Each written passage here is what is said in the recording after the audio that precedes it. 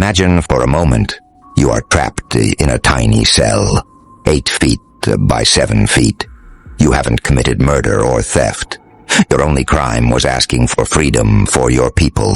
Days, months, years, and decades pass. You can't attend your mother's funeral or your daughter's wedding. Your hair turns gray behind those walls. 27 years. Then one day, the prison door opens. Outside, thousands are waiting. They are angry. They are in pain. Decades of cruelty burn in their chests. They want revenge. And you have the power to give it to them. What do you do? Most people would say, get revenge. Most leaders would say, start a revolution. Nelson Mandela chose something else. Chose forgiveness. And with that one decision, he saved an entire nation from destruction. This is the story of humanity's greatest test.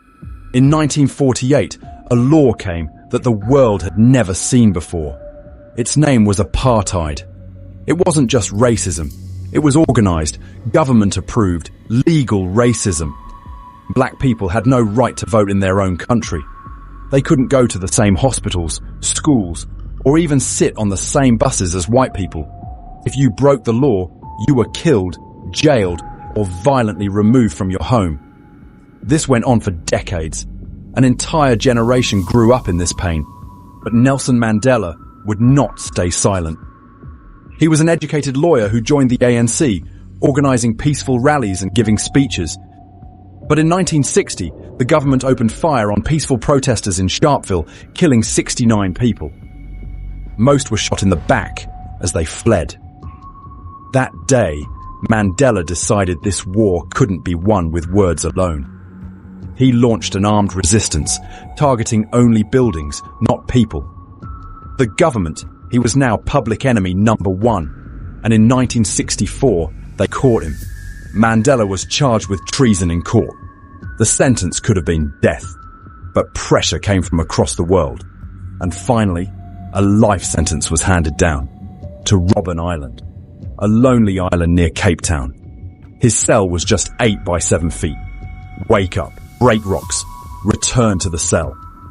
That was his every day. Work in the blazing heat, work in the cold, no complaints, no rest. His mother died. He couldn't go. His daughter got married. He couldn't go. His son was injured in an accident. He couldn't go. The government thought 27 years of pain would break him. They were wrong. He kept studying law, teaching others, and planted a small garden with his own hands. Because he had faith. One day, this door would open. And when it did, he would be ready for his people. February 11th, 1990. The door opened. A 71-year-old man walked out with grey hair and fire in his eyes. And the whole world held its breath. But after freedom, the world wasn't that simple. South Africa was a powder keg, a bomb that could explode at any moment. Black South Africans were pressed down for decades.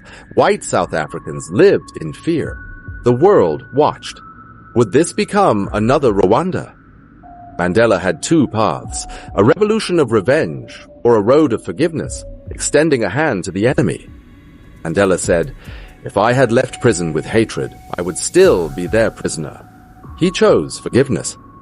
In 1994, South Africa held its first democratic election. For the first time, black people voted, and Mandela was elected president in a landslide. He then created the Truth and Reconciliation Commission, offering amnesty for truth.